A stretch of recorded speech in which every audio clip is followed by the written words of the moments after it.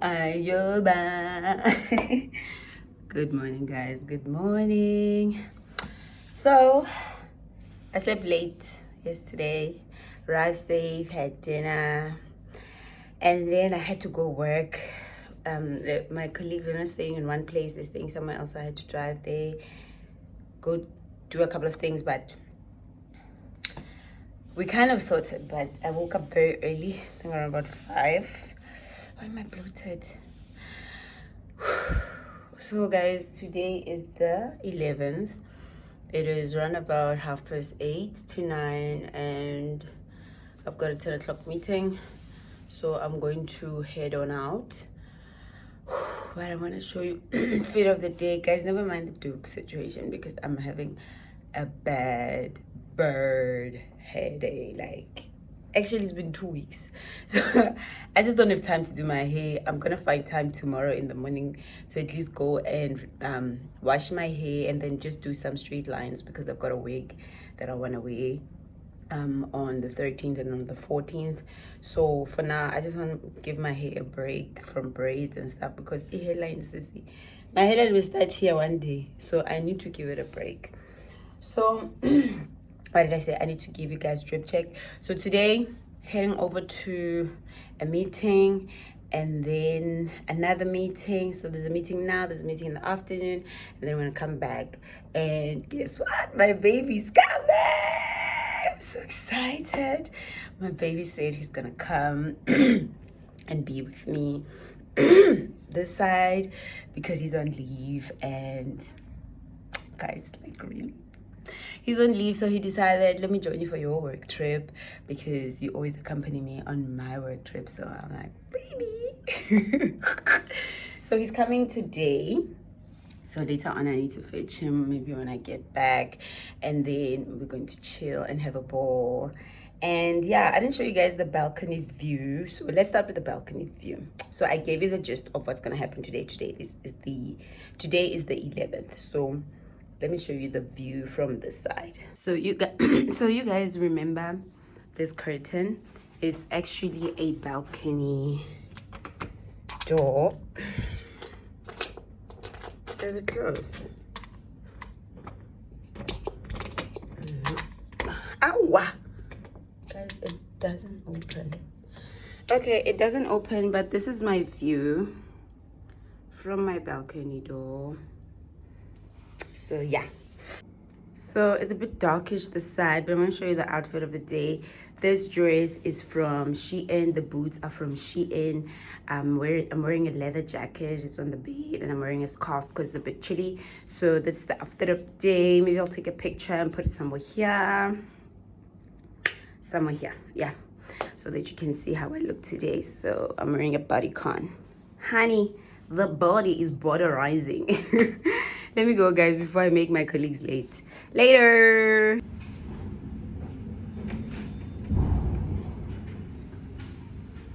Do you guys hear the wind? Do y'all hear the wind? Here, just listen to this wind.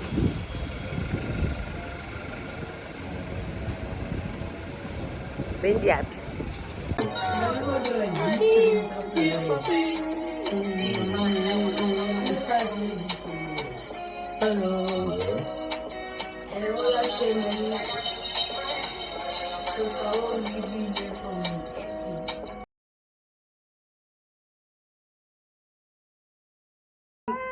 So beautiful, my friend.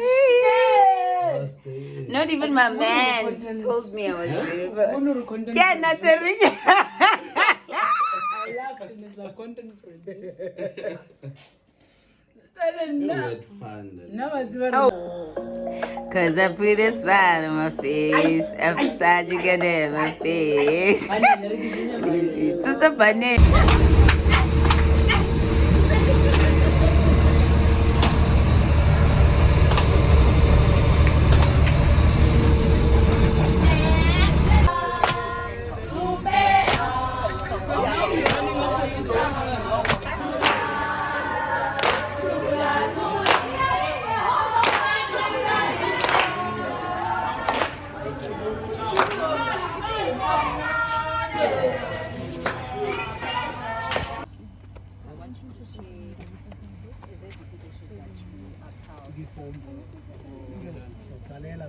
your time.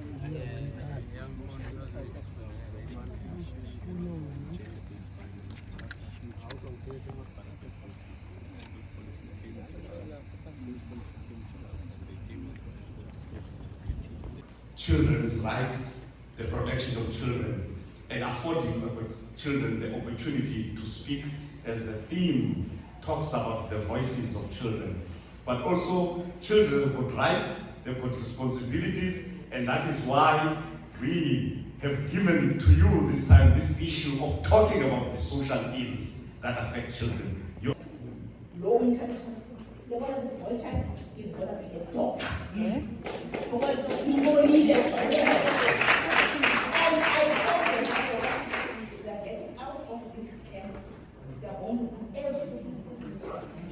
The another issue is that we had a SAS Act, which is a South African School Act that was established. But the question is, who were children involved in the establishment of that kind of a document? We have to ask ourselves that question. There is still a big gap that needs to be closed by now. Now, ladies and gentlemen, at school, we're having a lack of people who are supposed to do. One of the honorable members stated lately, they said that we still have those social workers, but there's still a high rate of things that they indicated about mental illnesses, and we still have an issue whereby children are going through depression. Now, ladies and gentlemen, one of the most important one I'm going to topics that not only the Department of Social the Department of Social Development are responsible for. That black child actually requested to have Umam Eji present today, but we don't see her, right? We see people who are actually sent by her. Now, panel, that comes to question of like, how do we actually hold people, or rather the ministers, or rather leaders, accountable for whatever that we'll be discussing today, seeing as they do not prioritize our needs. We are having a parliament sitting where we actually requested, but they're not here, questioning child participation. The last part where it actually mentions that we need implementations, right? Okay, and then fourthly, capacity building, right? Where we want the states to actually offer programs like a fellow honorable members have mentioned, that capacity building for parents where they are psychologically and emotionally built, or rather empowered, to actually deal whenever, like, to actually understand whenever they're dealing with children. Capacity building for people who are actually dealing directly with children, where we actually find cases of teachers who are having psychological issues but taking them out on us. Therefore, we say we want capacity building for them through counseling, therapy, empowerment programs, and also for us, since we are not only the children that need to be dealt with, but as the children that will also be dealing with other children. We need that capacity building for psychologically to actually. Honorable member, unfortunately your time is over. Thank you, ma'am. Thank you. Parliamentarians coming in to say that we are going to actually advocate provincially and locally. Thank you. Thank you, honorable member. Thank you, Honorable Speaker. I think legal framework should be implemented. Strengthening the legal framework to protect child participation is essential. South Africa already has various laws and policies in place, such as the Children's Act and the National Development Plan, which support child participation. However, I think continual review and improvement of these laws can ensure that children's voices are heard and taken into account. Thank you. Thank you, honorable member. Thank you, Madam Speaker. We believe that children and young people can make a big difference. They can take part in decision-making process as their abilities. Are police trained for attending sexual abuse cases? I had highlighted during my presentation that the problem we have is that our police are appointed based on skills and qualification, and then they fail to recognize that behind the skills and qualifications there are ethics and a personality that needs to be equipped on how to deal with crucial issues such as sexual abuse. And again, a member of the parliament had outlined that sometimes when they call the child line 116, they are unable to get a hold of the responsible people. I would like to share a number of the Gender-Based Violence Command Center, 0800 428 428. They are available 24 hours a day. And also, one of our parliamentarians said that, what are we saying about children living with disabilities? We are saying that we no longer want to exclude them from the rest of the other kids, because at the end of the day, we are all South African kids. So we are advocating for inclusive, active participation and flexible schooling system that is inclusive. We are saying that we do not need to separate them from the rest of us, because it's not that they are not able, but they are differently abled. And also, again, lastly, what we recommend is that can our government please work on a time frame? When they come to listen to us, we want to know when, who, and how what is going to be implemented. Thank you.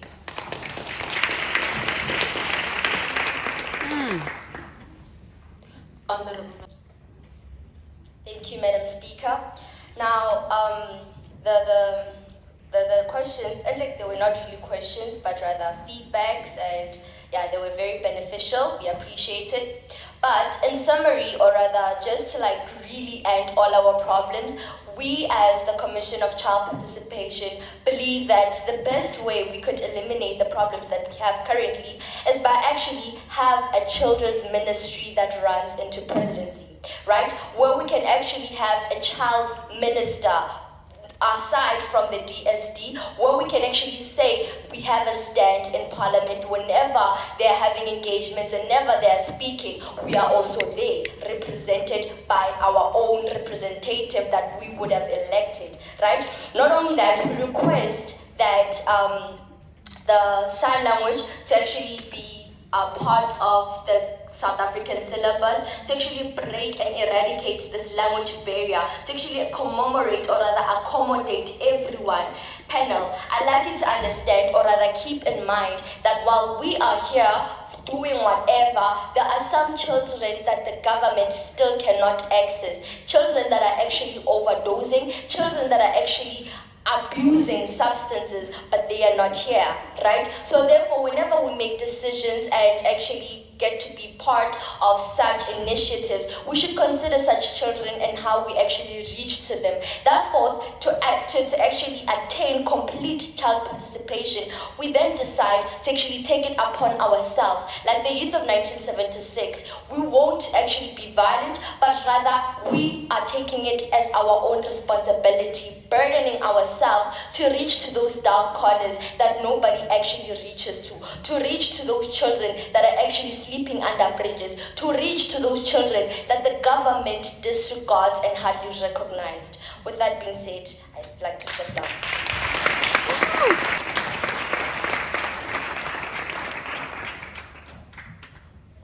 Thank you very much, Madam Speaker. I wasn't sure whether I should come to the podium or remain where I was, so I took the decision to come to the podium. Thank you. All salutations, I think, are observed, but I'd like specifically to thank the Deputy Speaker of the Eastern Cape Provincial Legislature, who was here with us, Honorable Libo Koboshiane. I'd like to thank the MEC of Social Development in the Eastern Cape, Mambuki Wefanta. If you don't know her, she's sitting right there next to me. I'd like to thank members of the legislature who are here today, Eastern Cape. I'd like to thank the Secretary of the Eastern Cape Provincial Legislature, because without the Secretary of Parliament or Legislature functioning and operating, it doesn't really happen, so we always rely on them. But most importantly, I'd also like to recognize partners to this event that we are having here. We have our UNICEF country representative, Miss Christine Muhigana, and I'd like her to really stand so that we can give through you, Speaker. And I say so because without partnering with the United Nations, and in particular UNICEF, some of the things that we would like to see happening would not happen. and also representative of the Nelson Mandela Children's Fund, Miss Carmen Galliard. Is she here? I didn't see her actually. Well, oh, there she's right at the back there. It's very important for us to have her too, as this is understood to be the Nelson Mandela Children's Parliament, and so that legacy will continue to be there as long as they are supporting us. The representative of the Save the Children of South Africa, Mr. Marumo Sikhobela, and representative of One to One Africa Children's Fund, Ms. Tabisa Bobo, all provincial ambassadors who are present here, members of the Nelson Mandela Children's Parliament, and of course the newly elected leadership. I'm hoping that the new elected leadership will be able to take all the issues that have been raised here, and in particular ensure that government at all levels is held accountable.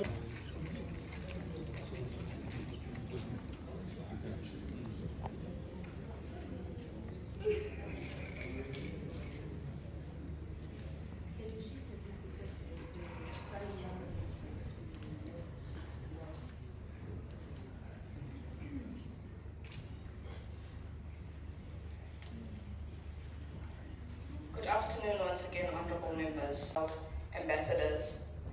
We bid farewell to this journey, this long, beautiful journey that we have traveled along.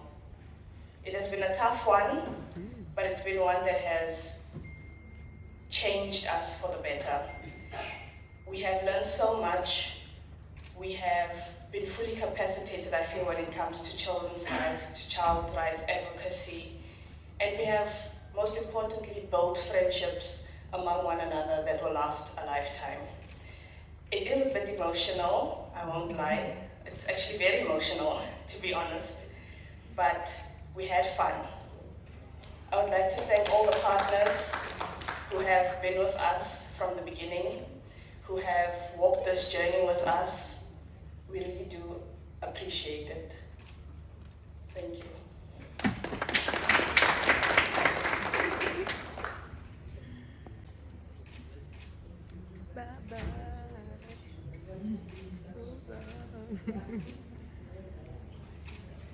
As we say goodbye to our ambassadors, I wish to call the new ambassadors representing the province of the Eastern Cape, Sovuzwa Simang. I also wish to call the newly elected executive members from the Eastern Cape, Kazmila Adam. Free State, Unati Ninitwa. From the Limpopo province, Tehang Muhudu. And from the Free State, Kwase Girabet. May the new president lead the handshake with the minister.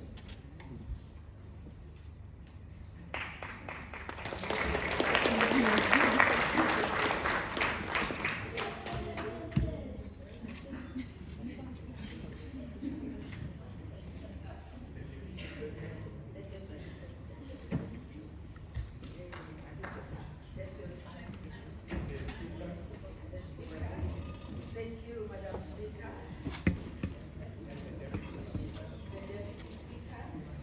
Madam Deputy Speaker. And the executive. Thank you, executive.